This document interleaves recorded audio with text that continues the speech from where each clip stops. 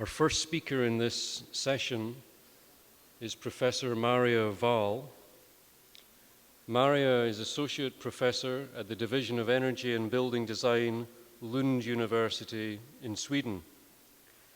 She has both a Master of Science in Architecture and a PhD in Engineering, and she just told me that she can't quite make her mind up which direction to go in. I recommend architecture. Her research includes different issues related to energy-efficient buildings, as well as solar energy strategies. She is presently leader of the IEA SHC Task 51 on solar energy and urban planning, and was former leader of SHC Task 41 on solar energy and architecture. She is also director of the 2-year master's program in energy efficient and environmental building design at Lund University. Please welcome Professor Maria Wahl.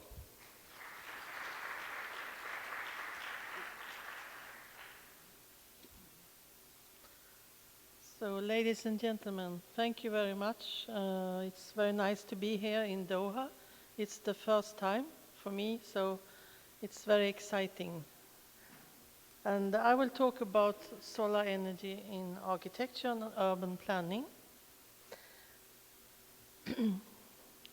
And I used another template, the Solar Heating and Cooling Program within the International Energy Agency. They run different research projects. I will talk about things about 2 projects. One is Task 41, a research project that is about solar energy and architecture, and it has been finalized. And the other one is running right now on solar energy in urban planning with the number of Task 51 within this solar heating and cooling program. And the main objectives of the project on the building level is to accelerate development of high-quality solar architecture and to improve qualifications of architects. And there we were 14 countries participating. And in Task 51, on the urban planning level, the objectives are to provide support to urban planners, architects and authorities, and to develop approaches, methods and tools, and prepare for and strengthen education. And of course it's not in general, but for the topic of solar energy in urban planning. And for the urban planning task, we are 12 countries that work on this subject, and mainly Europe, but also Australia, China, and Canada. And we deal with solar thermal, PV, passive solar, and daylighting.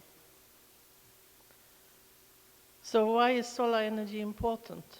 Well, you already heard a lot about this, but since we are aiming at zero energy buildings and whole communities, we need to reduce the energy demand, but also to increase the use of renewable energy.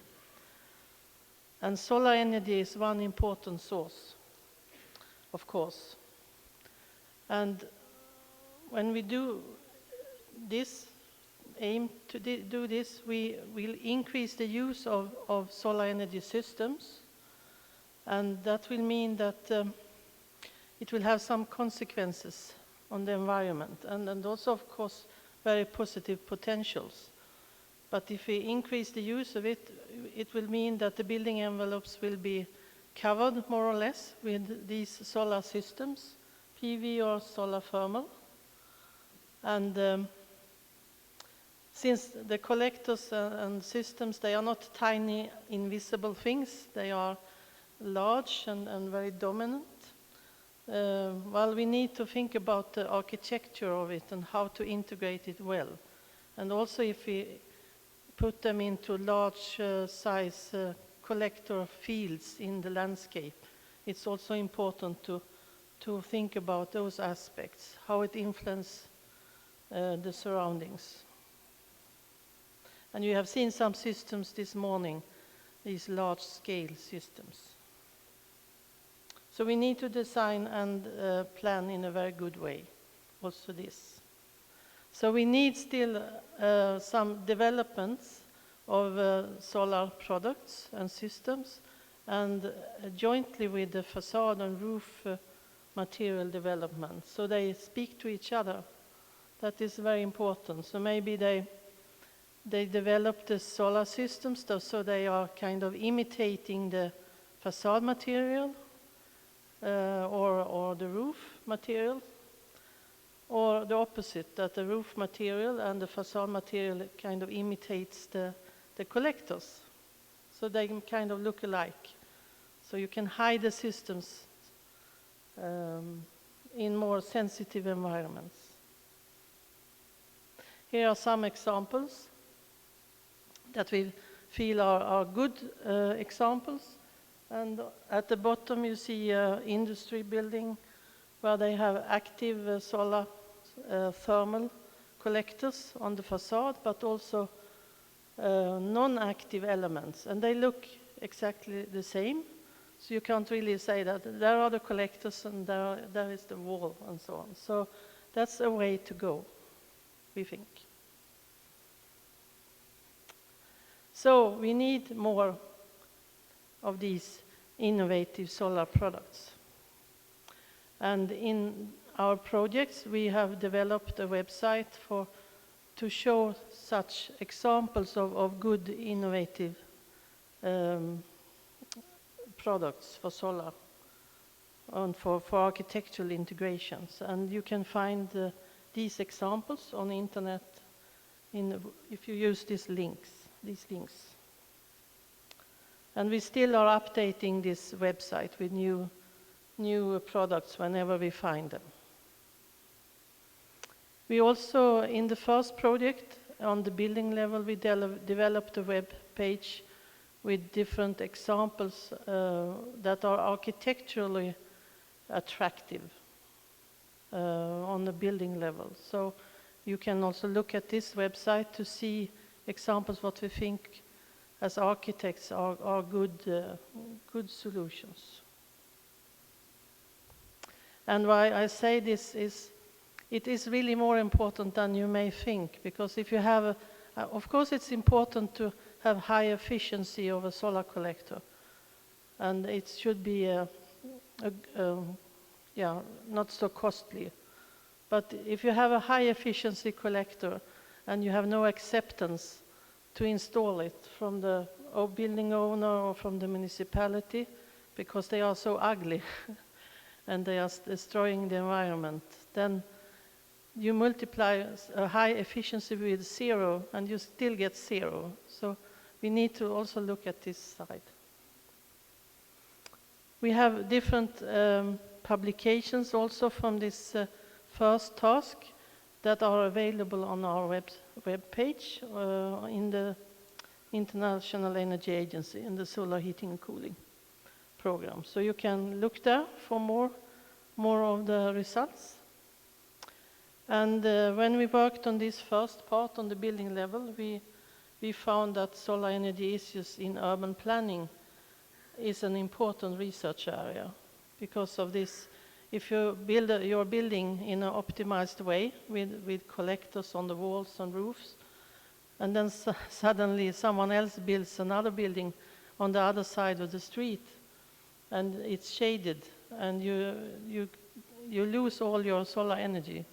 You really need to look at the bigger perspective and to have the urban planners with you very early in the planning stage for cities and urban areas.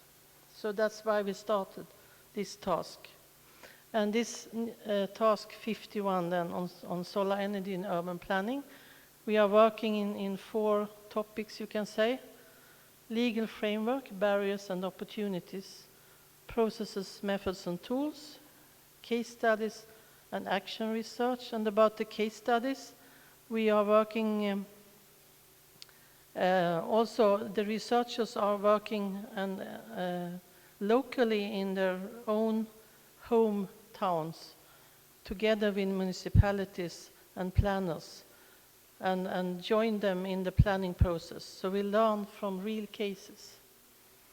And then finally, we work on education and dissemination, because there is really a lack of courses and knowledge in this area. We work on 3 applications: new urban areas, where we plan completely new areas of buildings and infrastructure, and like you do a lot here in Doha, I have seen. And then also on existing urban areas, where we want to put solar energy systems into an existing environment that maybe is sensitive, and you have to take care of to see where does it fit to have systems or not. Where are they very visible, the surfaces? Where can you put them so they don't destroy the city environment? And the last part is on landscapes, how you implement these large systems in the landscape without destroying the landscape. We worked on to define a generic planning process, and for this planning process, we describe how to do, what to do, when to do it, for different stages, from the large scale regional planning to the city district, and down to detailed development plans, and finally for a single building or a solar system on a solar field. And here we relate and recommend different methods and tools and approaches for the different levels of planning. One tool that has been developed is about the existing environment, where we look at how sensitive it is in a city or in different areas. Where can we put the solar system, and where should we avoid it? And also this is depending on what products we have, if they are nice or if they are kind of ugly and not possible to really integrate in the building. And then there is an evaluation part on how to see how well integrated they are in the building. So it's on the urban level, and on the building level. And it's about, it's of course a qualitative method and not quantitative. And there is a computer tool, or you can look at, there is a tool that you can see different examples that about integration. So this is to help authorities to set local acceptability requirements and to implement them. Soon, maybe in 2 months or so, we will have a large report on different case studies from our countries, reflecting these 3 areas of implementation that I have been talking about. It's presently in review, and we hope it will be published on the website maybe around December, January. And in addition, we will have a map on the website where you can click on a specific case and see what it is, and then you can download a PDF describing this specific case. So we work with different guidelines and reports and the different methods and tools, so that is ongoing now. And also to create a kind of a web-based learning platform for education and dissemination. And we will finish our task next year, 2017. So if you are interested, you can visit the webpage and see further then. So I end with this picture and this vision, and thank you for your attention.